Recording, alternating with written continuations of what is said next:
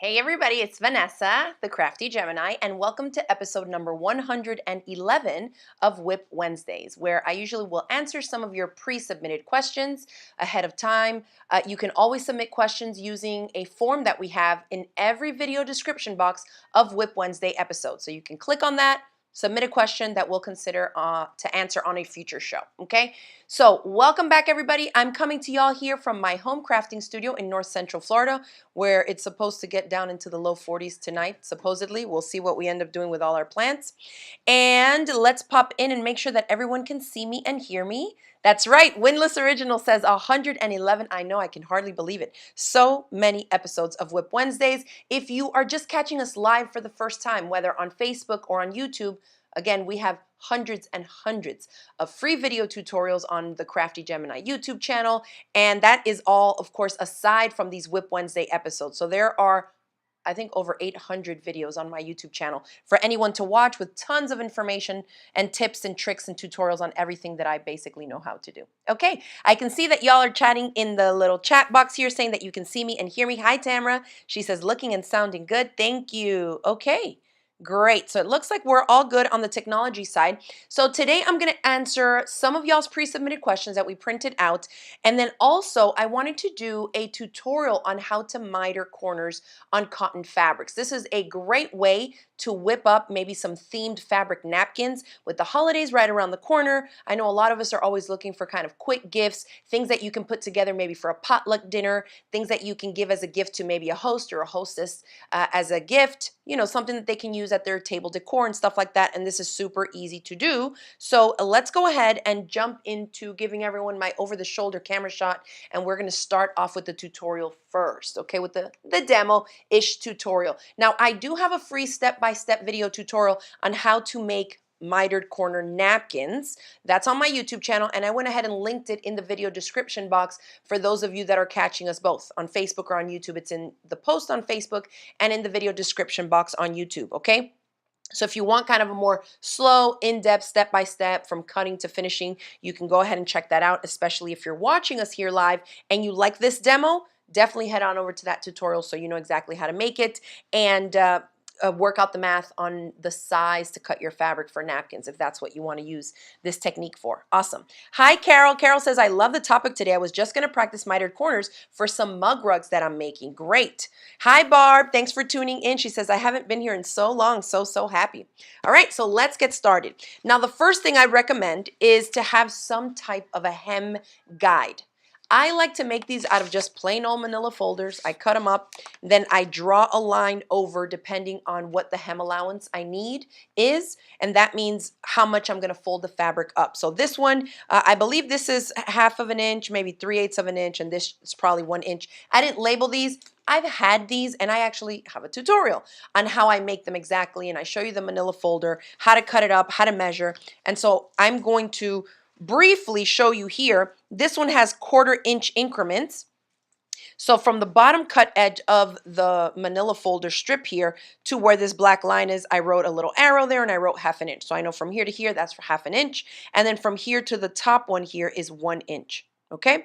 So for this demo and the way that I like to do them for my fabric napkins, I do use a full 1 inch hem allowance that gets folded. It's 1/2 of an inch folded 2 times, if that makes sense. So let's start. Now this is just a scrap piece of fabric, but if you're making your own fabric napkins, you can make them whatever size you want, right? You can make smaller ones that are typically used for like picnic napkins or lunch napkins. You can make really large ones and fold them all fancy and pretty for maybe a holiday dinner or something. This is just a small chunk. Now, a good size that you could also use that right off the bat, so you don't really have to do a lot of cutting, is a fat quarter. And a fat quarter is a piece of cotton fabric that's really popular among quilters, and it typically measures about 18 inches by 22 inches, okay? Just keep that in mind. You might even have some in your stash that you've purchased in the past. Now, I'm going to place my fabric, whatever the size is for your fabric napkin, let's say, pretty side face down. And on the cut edge here, I'm going to want to turn this up 1 inch. Now, here is where our little manila folder guide comes in. Because notice, first of all, this is a thicker paper. You could do this out of cardstock or something that can withstand the heat of an iron. Okay, I'm going to kickstart my iron here. And that's why I like to do this. I know that there's some hem guides that you can buy like in fabric stores and craft stores that are metal, just be careful with those, because obviously if I'm placing fabric on top of here and then I'm heating it up with an iron and this is metal, when you go to move it, you don't want to run the risk of burning yourself, okay, because those can get really quite hot. So I just prefer this. And so what I'm doing here is positioning the straight edge of the manila folder strip inside here, like to the fabric, and I'm going to fold this raw edge of the fabric up until the raw edge of the fabric hits that black line that says 1 inch. Y'all see how I'm doing that? And I'm going to zoom this in just a little. Okay, so again, this top line, the leftmost line here is my 1 inch. So if I'm starting at the bottom, and you're going to do this the full length of the way for whatever size piece fabric you're working with, I'm going to fold it up, and I just slide the fabric up on it until that fabric hits 1 inch, so like that. Once I have a good chunk here, notice I'm just going to hold it in place, then I'll come in with the heat of my iron. Of course, if you have a wooden tailor's clapper, grab that, because we all know that's going to help us set our creases, especially for things like hems, really, really nice and flat and accurate. So I'm just heating that up. We're going to set it with the clapper here. Now, I can remove this, not very hot, and look at that crease. It lies super duper flat, okay? So that's just, you know, if you've never made a hem or like folded something over like that nice and crisp, and even when you open it, you can see the mark really nicely. So we're gonna repeat the same thing. So slide it up, same thing. We're gonna fold up to the 1 inch, give it a good press and crease, okay?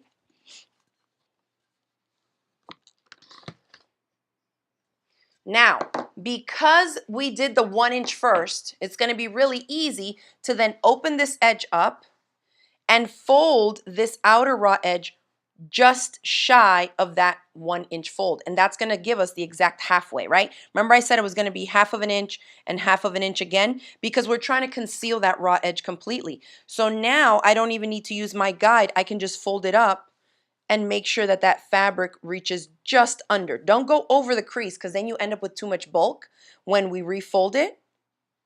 So just shy of that 1 inch crease. Set it with your clapper again, so you get some really good creases there.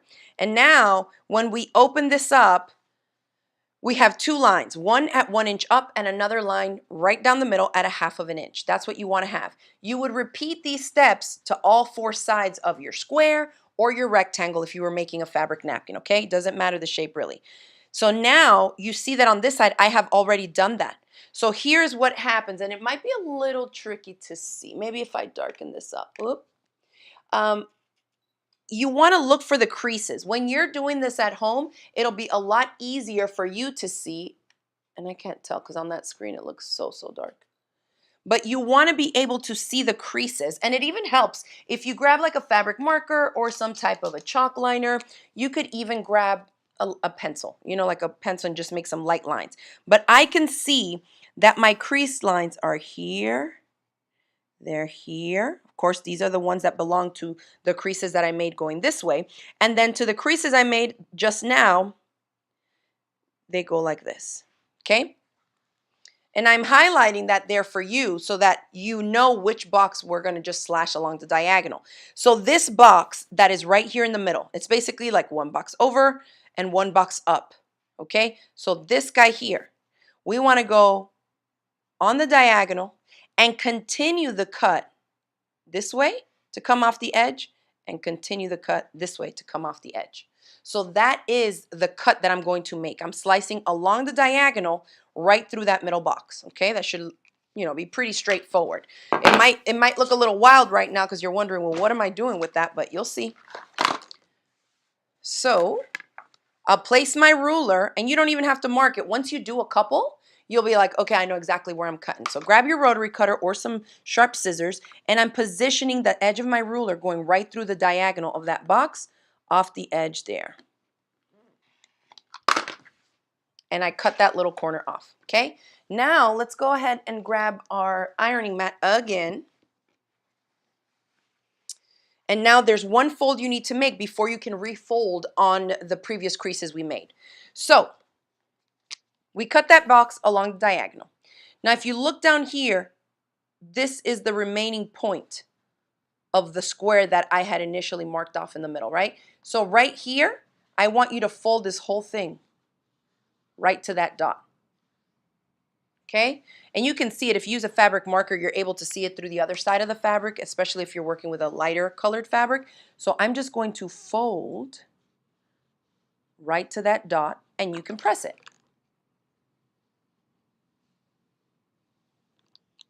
Okay. Oh, awesome. Janet says, I received my new Vanessa recommended iron and I love it. And I actually just ordered another one. If you are not familiar with this iron, I've been using it for quite a bit now. And it's like our new favorite iron. We have a retreat coming up.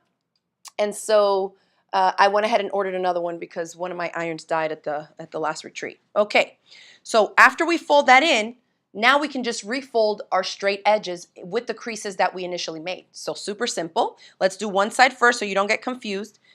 This is basically being folded in, right? And then refold it on that line. Give it a good press. And I don't glue just yet. We're going to talk a little bit about glue basting in a second, but I just crease it first because what happens is if any of those initial creases and like folds that you made were a little bit off, you can still kind of fudge with it and make the mitered corner fit. So don't glue yet. We want to refold the other one and see what we're working with. Is it spot on or does it need a little bit of help, okay? So now the other side, we do the same thing. Fold it in on the first crease. Fold it in on the second crease. And here's going to be our corner. Okay? So I'm going to press it first.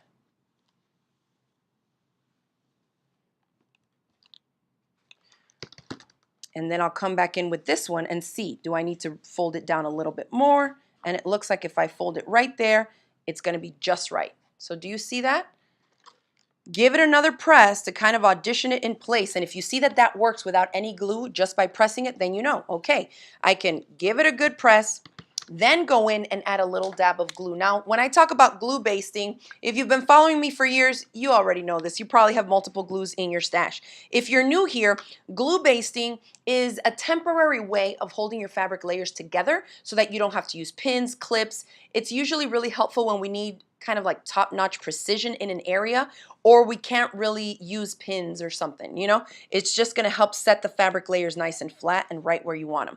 So I have two different types of glue sticks here. This is by Soline. It's kind of like a narrower tip, but it's still a glue stick.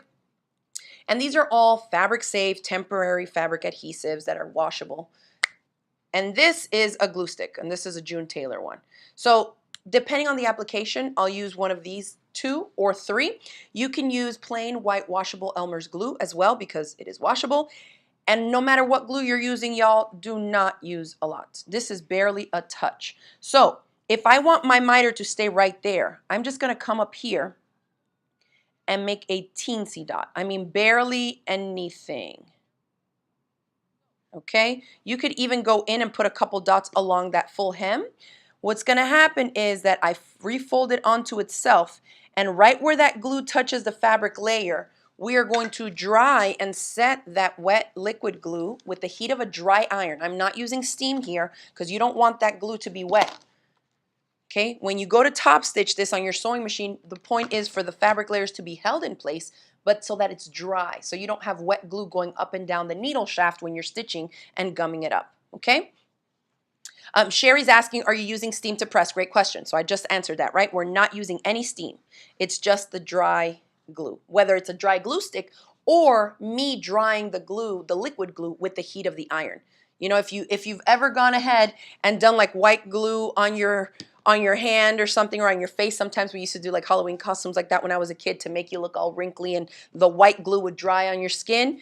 Once it dries, that's kind of how we want it for sewing. It's dry, and the first time the project is washed, I mean, it was barely a dot anyways. It'll just wash right out and everything will be left fine. Okay, so you would repeat that to all of the 4 corners. So let's go ahead and quickly do this other one here so you can see how it would look after I have all 4 corners done. All right, so this one, yeah, I think you can kind of see the creases. You see how this is coming here, this is coming down here, this is coming down here. And of course, this marker, for those of you wondering, is a fabric safe water erasable marker.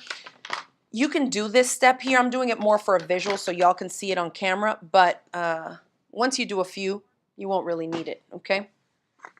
But it does help at first so that you're not, you know, cutting in the wrong spot, because once you cut, you can't put it back. All right, you can always make the napkin or the piece of fabric smaller, but that's it. So, can you see that? I'm going to cut along the diagonal right here of that center box. Here we go. Ooh, don't move. Like that. Okay? Then this bottom point, this intersection right here, I'm going to make a little dot so it shows up good on the other side. And I'm going to fold it down so that that dot is on the top fold. Be careful if you're finger creasing like I'm doing here, because you may run the risk of stretching or distorting your fabric a little bit if it's, you know, you're doing that on a bias edge. So now that I finger creased it, just going to give it a little press. And that's it. Let's refold both sides. Finish off this miter.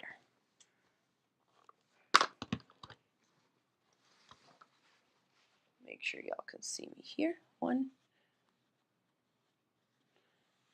And the second crease.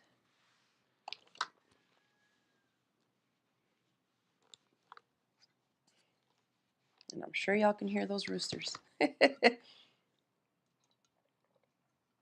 Oh, awesome. Katie Did Bag says, this is excellent. Thanks for sharing. I'll be doing this for my next quilt. All right, awesome.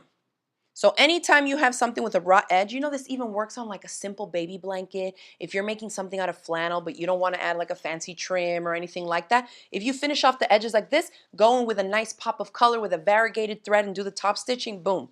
You've elevated the project without adding too much more work, right? But we still have concealed all the raw edges. Recrease that there and there. Okay. And then we just repress everything, set everything with the clapper, of course. And then the same way that we're attaching, you know, a couple little dots of glue or whatever glue stick you're using on the edges, you can also go in here and add some of that glue. So you could use a little glue stick. Just remember, minimal, minimal.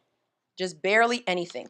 Enough to just hold that fabric down. And then, of course, I always press it with the heat of the iron, and that just helps set the fabric down. So I know it's not going to move on me when I go to the sewing machine to top stitch, okay? So I haven't even added glue to this corner, but it's staying down pretty good. Barely a dot, y'all, barely a dot. And that's it. Now, I will say the first time you do it, if it's your absolute first time, it may not come out. Keep at it, okay?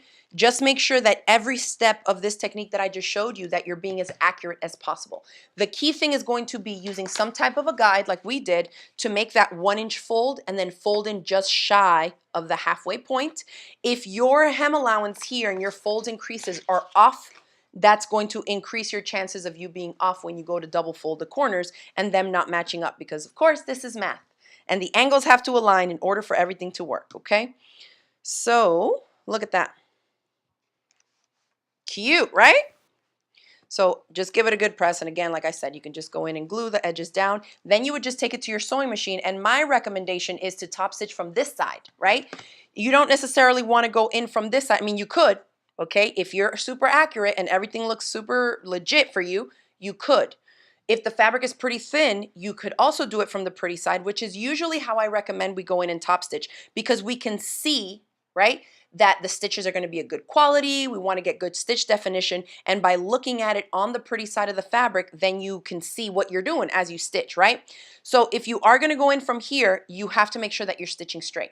If you know that you don't stitch very straight without a visual guide, then I recommend that you go in from this side, because then this is going to make sure that as you're stitching, ideally you would stitch just a little bit over from this edge so that you're not coming too far in and this flaps up on you, okay? But that you're catching all the layers and keeping all our hems here completely flat and against the main body of the napkin or whatever the project is. So if you stitch really close here, you would just pivot right before or right after, I guess, take one stitch into this one and then pivot and then keep going across, and you'd work your way around all four corners like that. The main thing to be careful of, whether you're stitching from this side or the other side, is that you catch all these layers. Ooh, there's a pesky fly in here. If you don't catch all the layers, say you're stitching and you go off onto here, this whole thing can flip open on you, especially after you wash it. You're going to have threads of fabric peeling away and making a big mess. So make sure that you're catching it as close to that outer fold as possible and working your way around all four sides. All right. And for the top stitch here, I would recommend, I'm not going to stitch it because I don't have the machine set up, but for top stitching, I usually recommend about a 3 millimeter, 3 to 3.5 millimeter stitch length. And then you can use that top stitching as another decorative finish for your fabric napkin or your basic, baby blanket or anything like that, because you can go around like this. You can use a thicker thread, something more decorative, a shinier thread. So feel free to play around with that and see if you have some fancier threads in your stash. I think this would be a great way to do that. Another option, if you don't want to worry about stitching super straight, consider using one of the fun decorative stitches. If you have a computerized machine that has a bunch of different stitches, you could do that. Just test it out on a scrap piece first to make sure that the design is not going to be wider than what your finished hem is, right? If it's going to finish at like 1/2 of an inch, it's going to look too clunky here because that's how much room you have to work with, the 1/2 of an inch. So go with something that's a little bit narrower and maybe something decorative. And of course, if you're going to do that, you want to do it from this side so that it catches all the way around, okay? Yeah, I think that's it. That's all I wanted to mention around that. Let's see. Carol's asking, do you need to do a diagonal stick in the corner?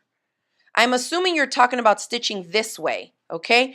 You don't really have to. You could if you wanted to. You could even go in there and take a couple of hand stitches, just a few hand stitches if you wanted to. But really, if you come in here and you go into the next one and pivot, there's not enough here that's going to cause it to like open and rip apart, right? Because all the raw edges are fully concealed. So I don't worry too much about this. I've made dozens of these over the years and I've never really had an issue. What I do is after I wash them and dry them, I would just give them a nice press with my iron. Hit it with maybe a little bit of steam if I didn't iron it right when it came out of the dryer and they were warm. Just mist it with a little water and then just give it a good press and it's going to lie fully flat. You can barely even fit a little finger in there. Nothing is going to cause that to open up for you, okay? So I wouldn't worry too much about going this way on that. All right. So that is that. Hopefully y'all learned a little something. If you've never tried your hand at mitered corners on cotton fabric, give it a try. If you have maybe a stash of linen, you can make some really, really pretty napkins if you do that. And then, of course, don't forget to top stitch. But I would do them assembly line style, make a bunch like this, glue base them all, and then go in and top stitch all of them so I can be done with the full batch, okay? All right. Now, let's get into the rest of y'all's questions. Let me grab this here. Where is it? These ones. Okay, so the first question I have here is from Kim. And Kim asked, confusion with precuts, where to measure from. If they're pinked, do you use the peaks or the valleys to start measuring? And can they be washed if necessary? If so, how? And how do I keep them from fraying and shedding? So a lot of questions. Let's go right into this. So what are precuts? Precuts are pieces of fabric that they sell you at the fabric store or online that have already been pre-cut. Usually it's a combination of prints as a part of a collection. And it really helps people pick fabrics that they know are going to go together because the fabric designer and the manufacturing company already match them up for you. So this collection here is called Adorn by my friend Rashida Coleman Hale for Ruby Star Society. And you can see when I fan through them like this, first of all, they're all gorgeous. And second of all, they all go together because they're part of a collection. So this makes working on quilt projects, but any project really where you want to work with these 5-inch squares really, really easy because they all go together. Now, when I do that, you can see that there's no fabric fluff coming off. That's because the edges are pinked. I will say each company, quilt designer quality quilting cottons, I should say, the different manufacturing companies, I've seen different heights to the pinking. So this Ruby Star one is barely pinked, but you can see that there's not much fluff. I can kind of see a little bit of lint, but by pinking it, it helps keep the fraying down. If you've ever seen pre-cuts, and here we're specifically talking about 5-inch by 5-inch squares. The pre-cuts come in a bunch of different sizes. They come in 10-inch squares, they come in 2.5-inch strips, they come in all other kinds of put-ups, but we're talking about 5-inch squares here. And so when if you've ever seen one like this that's 5-inch by 5-inch and they're not pinked, oh, it's a nightmare. Like the threads are just coming off and the fabric is fraying, and the squares basically, because they were first initially cut to 5 by 5, then you start losing it because it's like a little bit off. Then you have to trim to kind of straighten off the edge before you can work with it, and it's just like it keeps getting smaller and smaller and smaller. These ones here, this is a Bella Casa collection by Fabric Quilt, and this one has kind of a slightly deeper pinking on the edge here. And what the pinking is doing is basically, if you've ever seen pinking shears, or you've heard people say, oh, I don't have a serger, I'm just going to pink the edges or something like that. I have a couple pairs of pinking shears here. They're basically shears or scissors that have a zigzaggy bite on the edge. Okay? And so what this does is it allows you to cut into the fabric. They're kind of tricky to see. Cutting straight, you're going in like this, like zigzaggy. And so that helps keep the fabric from fraying. And so you just get a neater look. When it comes to can they be washed if necessary, you could. I have heard of people washing them, but not like washing with agitation. Washing in terms of like soaking it and kind of squeezing them softly in between two towels and then airing them out to dry. That's way too much work for me. And if you ask the manufacturers, in my experience, most of them say that they do not recommend that you pre-wash pre-cuts. Okay? So designer quality quilting cotton, stuff like this that's already been pre-cut, typically are only going to be shrinking between 1 and 3%. Unless you're making a garment, that's not really going to affect the finished size of the project. Okay, if it's a quilt, if it's a table runner, I mean 1%, you're not even going to notice that. Okay, so I would say I don't recommend pre-washing it when it's already pre-cut. However, after I make the project, then yes, I will wash it. Okay, but again, you can also starch, you can steam, and then add heat, because anytime we add moisture and heat, you're going to kind of like cheat or fake pre-shrink it because you're adding the moisture and the heat to the fabric. So that's kind of one way to get around getting rid of some of the shrinkage that you could experience when you wash it, by just prepping it that way. Does that make sense? Hit it with some starch and heat of an iron, or spray it with a little water and the heat of an iron, or a steam iron. Okay, so all of that works. Now, what was the other question?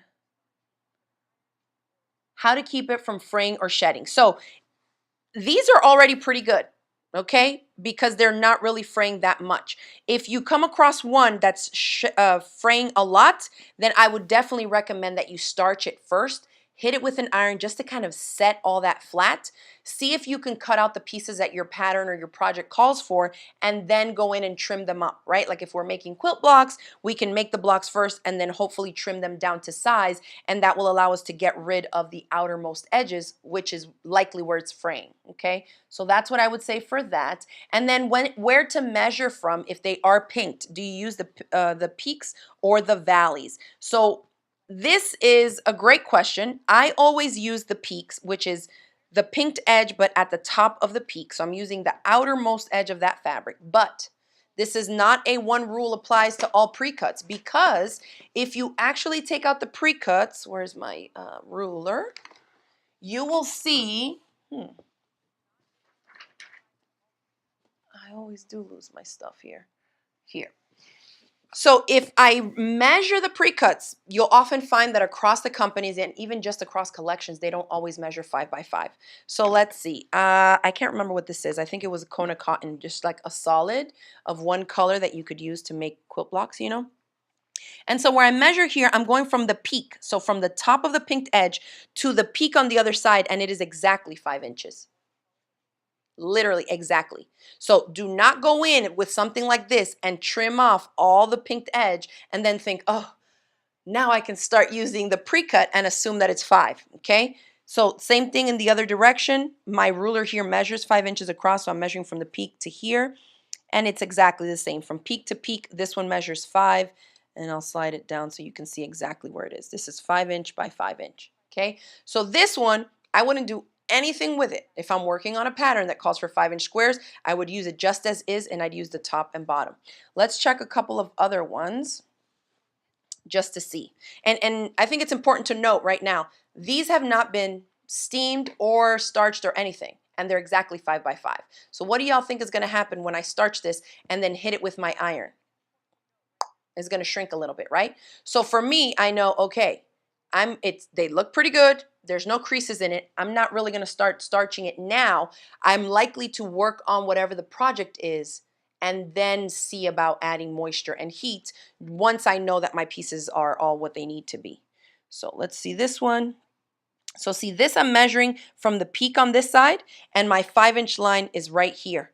It's about 1/8 of an inch longer than the 5 inches. This one is. And I know it's tricky to see, but I think down here you can kind of see that there's fabric beyond this line. Okay, so this one here measures more than the 5 inches in this direction. And then if I align it really good at the bottom, it's the same. It's a little bit bigger than 5 inches here at the top. And what I'm going to do is slide this up to the top of the peaks on that side so that you can more easily see on the camera that there's fabric right here. So do you see how this about 1/8 of an inch of fabric is sticking out? So this square measures more like 5 1/8 by 5 1/8. So you'll have to measure your pieces first and see if they're all pretty accurate, because another thing is, in a stack of 42, they might not all be the same. It's just part of it, okay? But I will tell you what, usually when you're working on a project that calls for 5-inch by 5-inch squares, in this case, this type of precuts saves you all the cutting. Usually, if it's a quilt project, you're likely to find that they have you make some type of a block first, and then they'll tell you trim it down to this size, okay? So even say I was combining these with these, just because they're a little bit different doesn't mean I can't use them. I would still follow, whatever the pattern calls for. If they're half square triangles or something like that, I would still go in and make them and then just trim them down to the size that they're required to be before we start piecing the whole thing together. Okay? Joanne says, oh, that's why I had a problem. Absolutely. So this is something that people often don't even think about, because you're thinking it says 5 by 5, right? They're all going to measure 5 by 5. They can be a little bit bigger, they can be spot on, or they can even be smaller. So be very, very careful.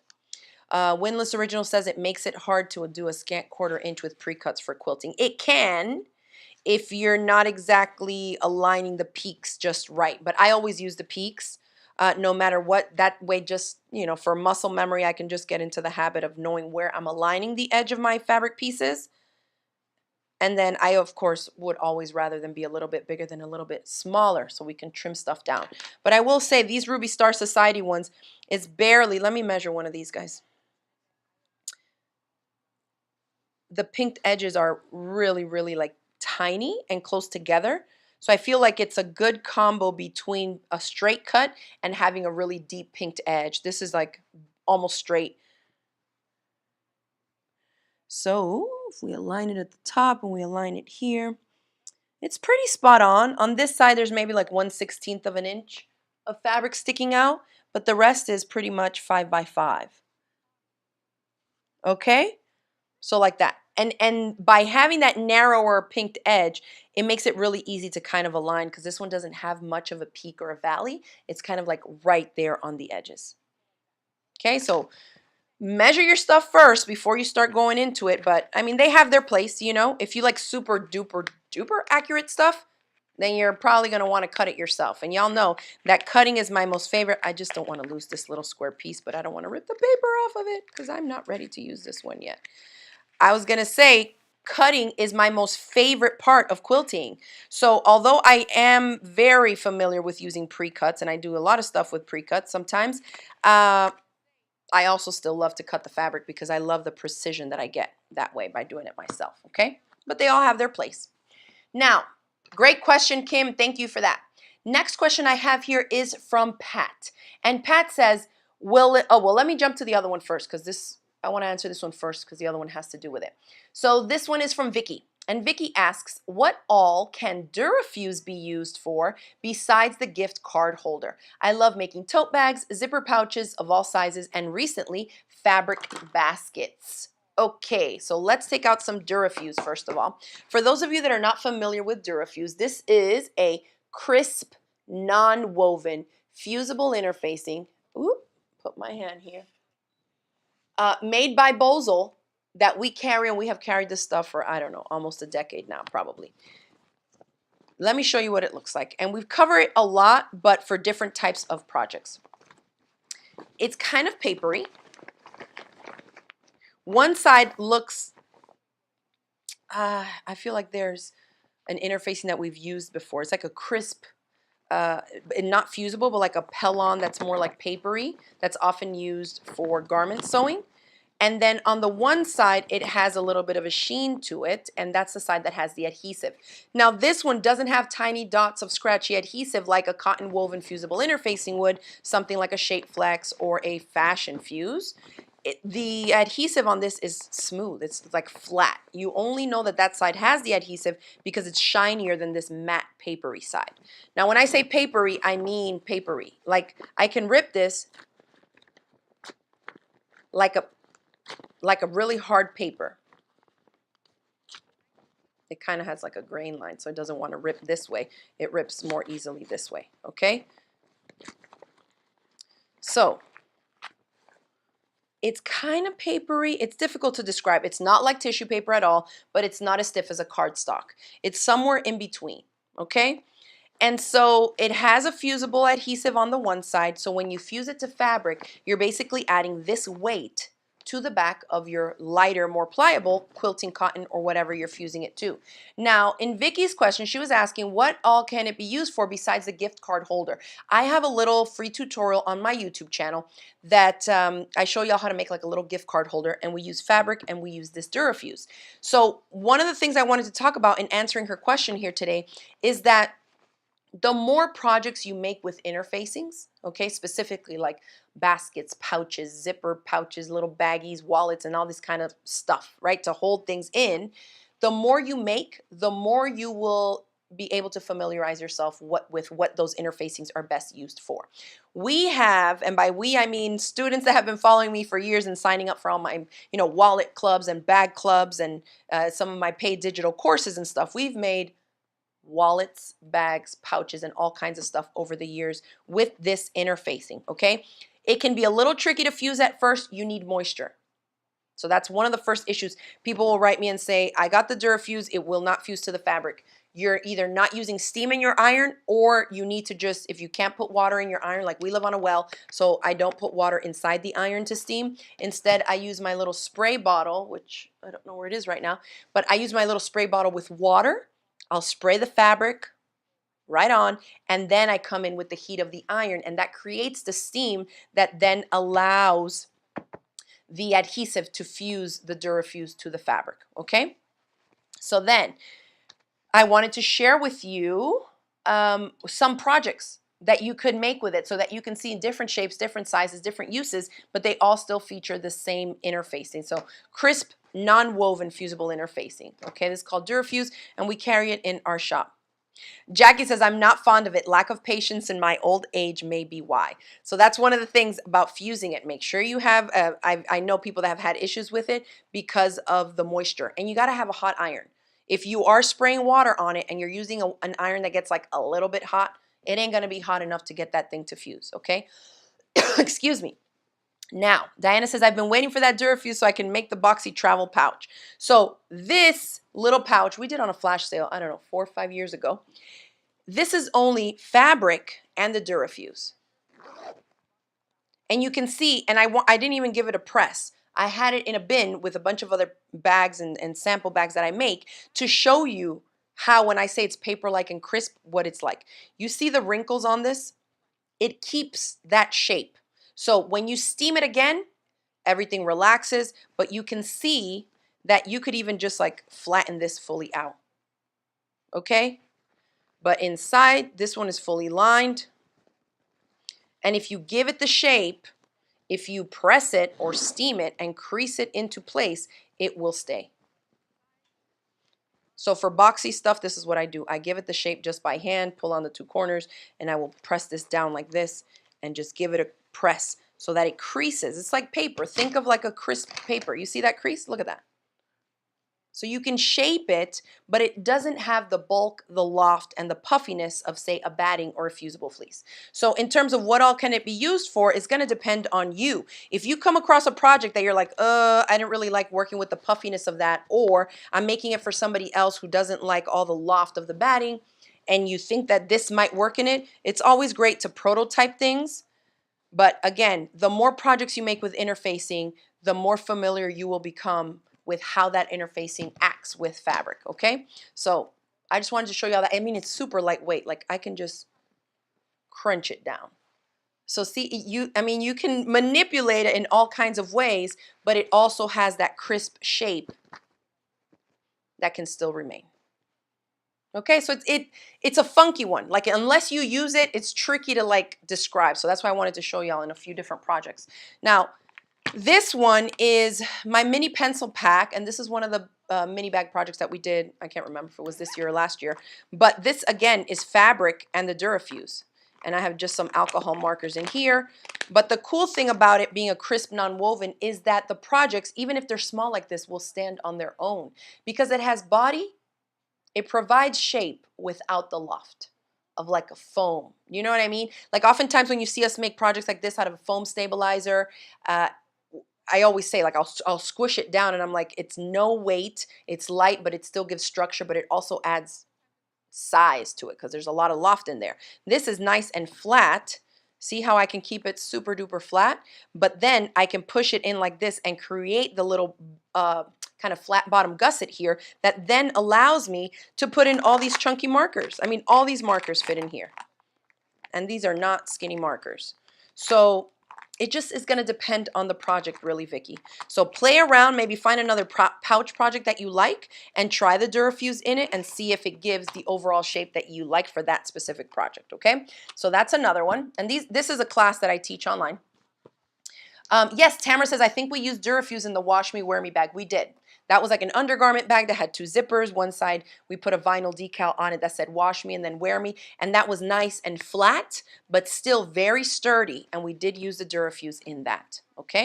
Now, this is my zip pocket notebook. This is another project that we recently made in one of my clubs. And these are all individual courses now. The clubs are over, so you could sign up for the classes individually if you like any of these projects. Just go to craftygemini.com/shop and you can click on PDF and workshops courses there for anybody that's new to my online courses. And we offer over 100 digital courses right now that you could sign up for. All kinds of stuff. Garment sewing, general sewing, bag making stuff. And we say bags, but I mean, this has zippered pockets and pouch type components to it, so this is considered part of that too. And then even knitting and crochet courses, okay? So my zip pocket notebook, I'll show you where we use the DuraFuse. So here, on this one, it has foam. So it makes it a nice little padded notebook, okay? We have a snap closure, but then we have two pockets right here, and this is zippered mesh pockets. You can see I just have some index cards in here. So we have a mesh pocket on this side and another one on this side. So the DuraFuse, where I used it, was to back the mesh pockets, okay? Mesh is super thin. It's very pliable. And so a full mesh pocket would just be super kind of flimsy in here. And so what I did was designed it so that it has the mesh on the front, but the backing of this here has DuraFuse in it. So look what happens. You basically, from the same one mesh pocket panel, end up with more body right here. This is DuraFuse.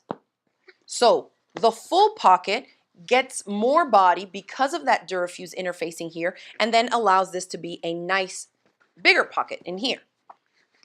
I have a whole notebook in here. You can fit composition notebooks in here. So the back of both of these, what would be flimsy pockets if they were all mesh, are now really nice and structured pockets that provide a nice flat base to the back of the mesh.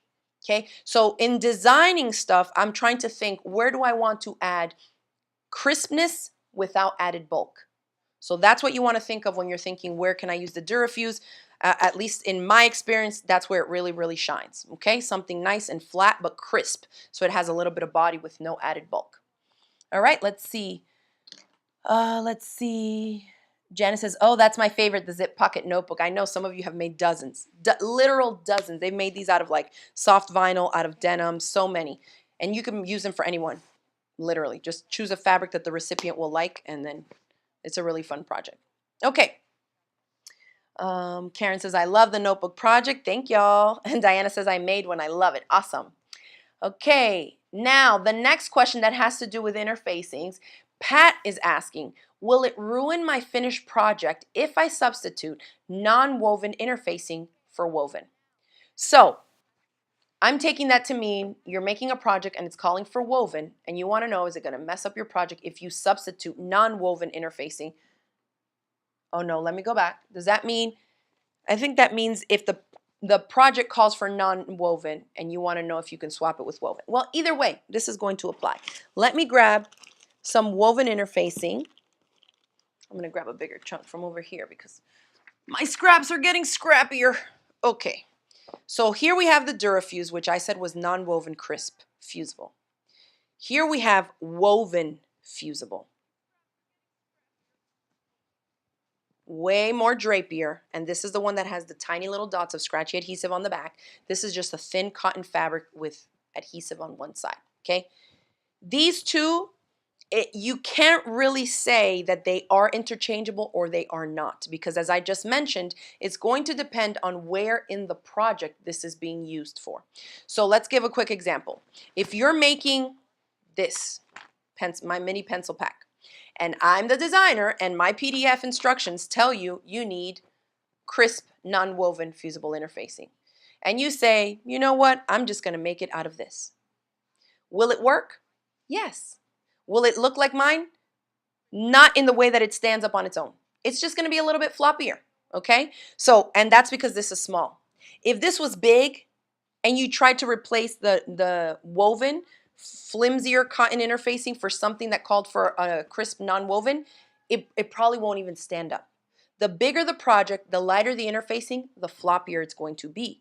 Okay, something like this is usually going to be required when it needs a crisp shape like we just discussed. So you need to decide whether you're going to make a prototype of it to test it out first, or if you've already made it correctly, like the way that the designer intended it to be, then you can kind of gauge like, you know what, it might be a little bit stiffer, but I think I can get away with it. Or it might be a little floppier, but I think that's what I'm going for. So you kind of have to have a little bit of a background in using the different interfacing so that you know how they're going to act when you attach it to fabric. Now, another option would be, and of course this is going to come with time and experience, would be if it calls for something like this non-woven crisp interfacing, and you only have this, but you're not going to use regular cotton fabric and you're going to use canvas fabric, or you're going to use some type of soft vinyl fabric, you may be able to get away with this because you're kind of making up for it in the weight of the fabric that you've decided to use.